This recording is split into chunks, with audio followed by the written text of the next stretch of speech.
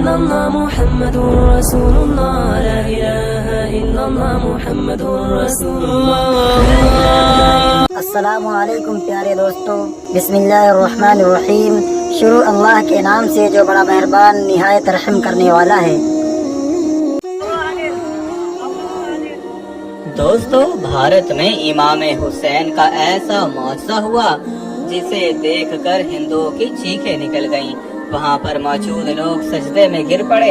ہر کسی کی زبان پر یا حسین کے نعرے بلند ہو گئے. اس ویڈیو میں ہم آپ کو ایک ایسا واقعہ دکھانے جا رہے ہیں جسے دیکھ کر آپ لوگوں کی آنکھوں سے آنسو جاری ہو جائیں گے. امام حسین کا ایسا معجزہ جسے دیکھ کر آپ لوگوں کا ایمان تازہ ہو جائے گا. ہر انسان کو اس بات کا پتہ ہے یہ دنیا اللہ تبارک و تعالیٰ کے معجزات سے بھری پڑی ہے. کوئی بھی انسان اس وقت تک یقین نہیں کرتا جب تک وہ معجزہ اپنی آنکھوں سے نہ دیکھ لے، کیونکہ کسی بھی معجزے پر یقین کرنے کے لیے ثبوت کی ضرورت ہوتی ہے. کبھی کبھی اس دنیا میں ایسی جگہ پر معجزات ہوتے ہیں جہاں پر لوگ اللہ تبارک و تعالیٰ کی قدرت پر یقین نہ کرتے ہوں. اللہ واحد ہے، اس کا کوئی شریک نہیں. وہ جو چاہے وہ کر سکتا ہے.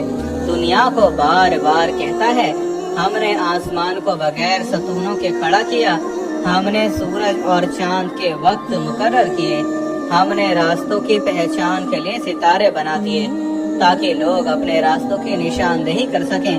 اگر کسی کو اپنے آپ پر مان ہو تو وہ ہماری سلطنت سے باہر نکل کر دکھائے. ہندو جب اللہ کی قدرت کے کرشمے دیکھتے ہیں ان کا دل اس بات کی گواہی دیتا ہے اوپر کوئی تو ہے جو اس نظام کو چلا رہا ہے، جو اس قدر طاقتور ہے کہ دنیا کی ہر چیز اس کے سامنے بے معنی ہے. ایک ایسا ہی واقعہ بھارت کے شہر حیدرآباد میں پیش آیا جس نے پورے ہندوستان کو اپنی طرف متوجہ کر دیا. وہ حیران کر دینے والا معجزہ بھی اس ویڈیو میں دکھائیں گے.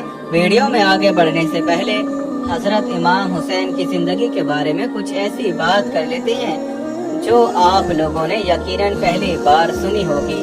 اگر آج کی ہماری ویڈیو پسند آئے تو لائک اور شیئر کیجیے گا. اس کے ساتھ ساتھ چینل کو سبسکرائب کرنا مت بھولیے گا.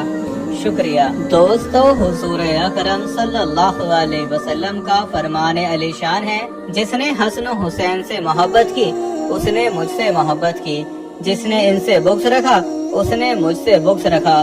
حضرت امام حسین حضور اکرم صلی اللہ علیہ وسلم کے نواسے اور آپ صلی اللہ علیہ وسلم کی پیاری بیٹی حضرت فاطمہ کے لگتے جگر تھے.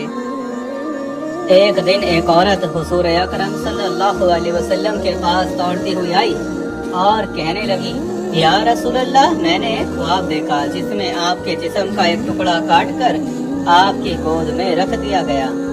یہ خواب سنا کر وہ انتہائی گھبرائی ہوئی تھی.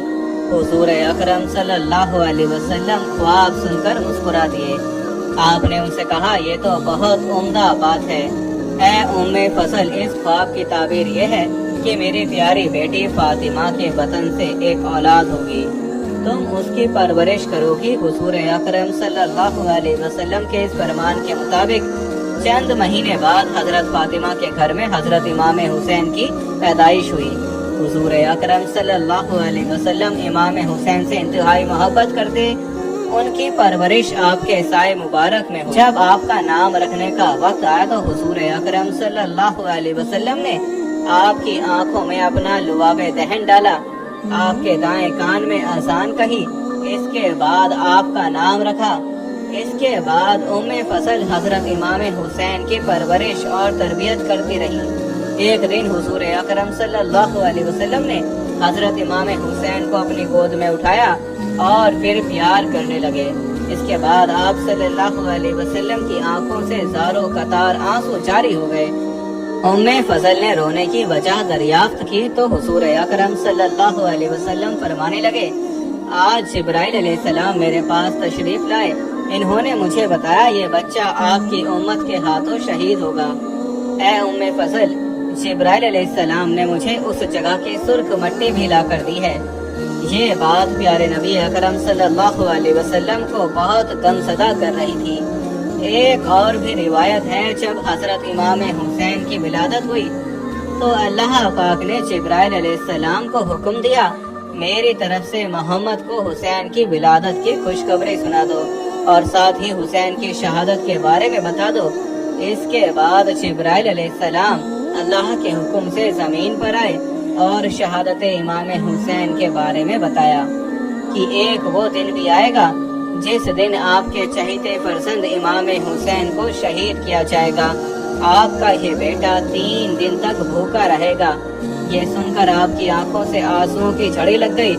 एक दिन जिब्राइल अलैहिस्सलाम हुजूर अकरम सल्लल्लाहु अलैहि वसल्लम के पास तशरीफ लाए और अर्ज करने लगे, अल्लाह ने आपको खुशखबरी दी है कि हजरत फातिमा जन्नती औरतों की सरदार हैं, जबकि हसन और हुसैन जन्नत के नौजवानों के सरदार हैं। हुजूर अकरम सल्लल्लाहु अलैहि वसल्लम ने फरमाया, हसन मेरा बेटा है जबकि हुसैन अली का बेटा है। आपने दोनों को चूमने के साथ सूंघा भी करते थे। आप सल्लल्लाहु अलैहि वसल्लम फरमाते, ये जन्नत के 2 फूल हैं। हजरत इमाम हुसैन अपने बाप की तरह बहादुर थे। यही वजह है यजीद की फौज के सामने डटे रहे। आपने बैत से इनकार कर दिया, 3 दिन भूखे रहे, अपने बच्चों को शहीद करवाया। दुनिया की सबसे बड़ी कुर्बानी दी मगर हक का साथ ना छोड़ा। हजरत अली रज़ियल्लाहु तआला अन्हु के बाद हजरत इमाम हसन को पूरे मदीने में अफजल तरीन माना जाता। इमाम हुसैन के भाई हजरत इमाम हसन इंतहाई नरम दिल थे।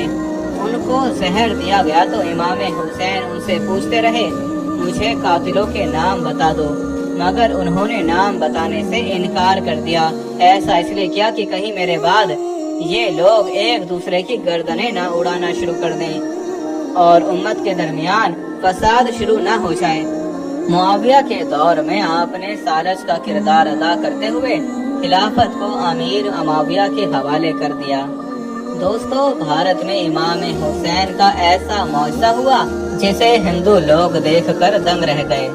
वो वहीं पर सजदे में गिर पड़े। भारत के शहर हैदराबाद के करीब एक ऐसा भी गांव था जिसमें 70% लोग हिंदू थे।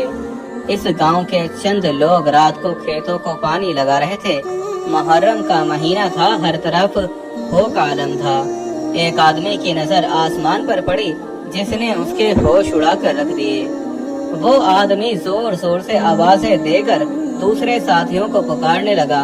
उस आदमी की चीखों पुकार पर दूसरे लोग भी मुतवज्जो होने लगे। तमाम लोगों की नजरें आसमान पर साकित हो गईं। तमाम हिंदुओं ने पहली बार इस तरह का मौजज़ा देखा। लोगों की चीखों पुकार पर गांव के तमाम लोग उस जगह पर पहुंच गए। इतने में गांव के 3 नौजवान जो कि मुसलमान थे वो भी वहां पर पहुंच गए। मुसलमानों ने अल्लाह अकबर के नारे लगाना शुरू कर दिए। इन्होंने उन लोगों को बताना शुरू कर दिया, ये तो इमाम हुसैन का घोड़ा है जो हमें आसमान पर दिखाई दे रहा है। कुछ लोगों ने इस वाक़ये की वीडियो बनाने की कोशिश की मगर उस घोड़े की वीडियो ना बन सकी। ये मंजर देखकर खेतों को पानी लगाने वालों ने कलमा पढ़ना शुरू कर दिया और वो वहीं पर मुसलमान हो गए।